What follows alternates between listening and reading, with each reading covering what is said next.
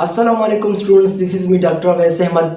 सबसे बड़ा जो मसला होता है एडमिशन के वक्त किसी भी मेडिकल कॉलेज में वो ये होता है कि ये मेडिकल कॉलेज अच्छा है या नहीं अच्छा, ये मेडिकल कॉलेज रैंक के लिहाज से कैसा है, ये मेडिकल कॉलेज स्टैंडर्ड के लिहाज से कैसा है, एडमिनिस्ट्रेशन के लिहाज से कैसा है, एकेडमिक के लिहाज से कैसा है, मुझे मार्क्स देगा या नहीं, ये इंटर्नशिप के लिहाज से कैसा है। मतलब इसके साथ जो हॉस्पिटल है वो कैटेगरी ए वाले हॉस्पिटल है, कैटेगरी बी वाले हॉस्पिटल है, उसमें फिर मुझे जॉब्स कैसे मिलेंगे, मेरा क्लिनिकल प्रैक्टिस कैसा होगा, क्या हॉस्पिटल की टीचिंग अच्छा होगा या नहीं होगा। तो इन सारी डिटेल्स को जानने के लिए आपको बहुत ज़्यादा टाइम रिक्वायर होता है। और ईपीसी के बाद बंदे का माइंड सेटअप भी इतना ज़्यादा नहीं होता, ना वो इतना एक्सपोज होता है इन चीज़ों के लिए। अगर फैमिली बैकग्राउंड आपकी मिडिल को है तो वो तो डेफिनेटली आपको कोई डायरेक्शन देंगे, लेकिन अगर आपकी फैमिली मिडिल को नहीं है तो फिर आपको डायरेक्शन मिलना बहुत मुश्किल होता है। तो डायरेक्शन देने के लिए मैंने आप लोगों के लिए एक प्रायोरिटी लिस्ट बनाया है।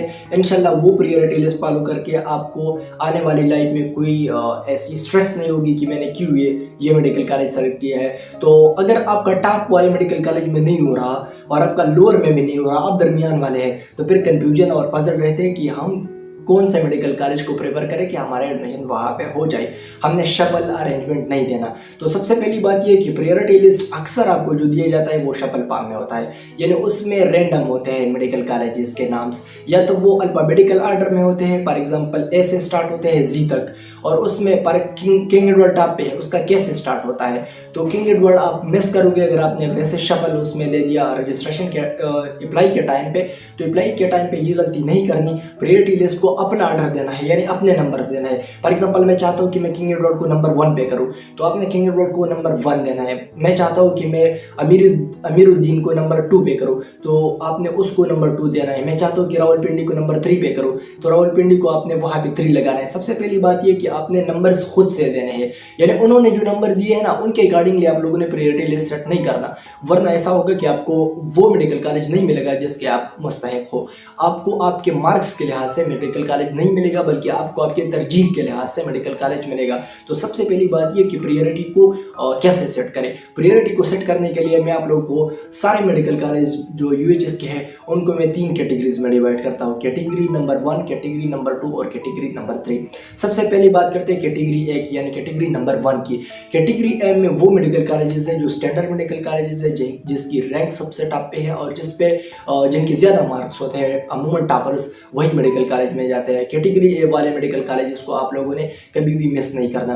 कैटेगरी ए मेडिकल कॉलेजेस के मैं नाम यहाँ पे जिक्र करूँगा और वहाँ पे मैं नीचे स्क्रिप्ट में लिखूँगा, तो ताकि आप लोगों को आसानी हो जाए। तो सबसे पहले जो टॉप पे है पाकिस्तान में या यूएचएस में, तो वो है किंग एडवर्ड मेडिकल यूनिवर्सिटी। सबसे पहले नंबर 1 पे आपने लिखना है प्रायोरिटी में किंग एडवर्ड मेडिकल यूनिवर्सिटी, जिसका मेरिट भी सबसे टॉप होता है। दूसरा आप लोगों ने लिखना है अल्लामा इकबाल मेडिकल यूनिवर्सिटी। अल्लामा इकबाल मेडिकल कॉलेज आप लोगों ने दूसरे नंबर पे लिखना है। पहले पे King Edward, number 2 Allama Iqbal medical college, number 3 Rawalpindi medical college, number 4 पे आप लोगों ने लिखना है Nishtar medical university, national medical university on number 4।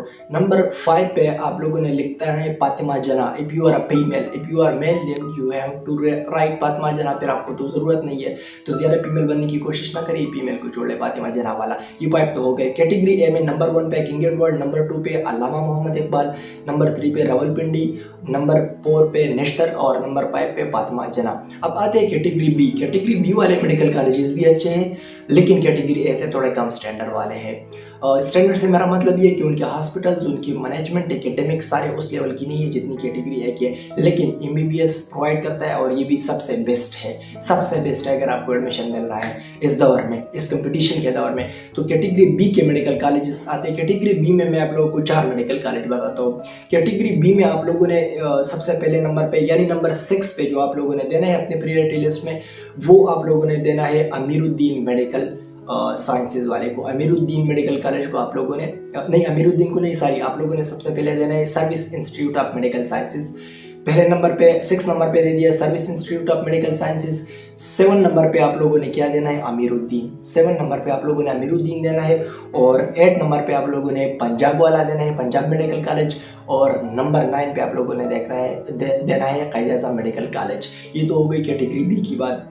Category B में सबसे पहले सर्विस इंस्टीट्यूट यानी 6 नंबर, 7 नंबर पे अमीरुद्दीन, फिर 8 नंबर पे आप लोगों ने पंजाब का और 9 नंबर पे आप लोगों ने कायदे आज़म का देना है। ये तो हो गई कैटेगरी बी की बात। अब आते हैं कैटेगरी सी। कैटेगरी सी वाली भी अच्छे स्टैंडर्ड वाले हैं, लेकिन सिर्फ हमने उसको मेरिट लिस्ट के वाइज से और क्लिनिकल प्रैक्टिस और इन चीज़ों के कि सबसे पहले ये असल में होता है ऐसा है कि ये जो कैटेगरी है बी वाले कॉलेजेस होते हैं ये बहुत पहले से बने होते हैं, तो इसी वजह से गवर्नमेंट मेडिकल कॉलेज में इसकी स्टैंडर्ड थोड़ी हाई होती है, क्योंकि वो कभी स्टेबल हो जाते हैं बहुत से टाइम में। देखिए मेडिकल कॉलेज जब न्यू होता है ना, तो उसमें स्टेबिलिटी के लिए कुछ टाइम लगता है, उसकी एकेडमिक में, उसकी बिल्डिंग में, इंफ्रास्ट्रक्चर में, हॉस्टल फैसिलिटीज़ में, सारी चीज़ों में बहुत ज़्यादा टाइम लगता है।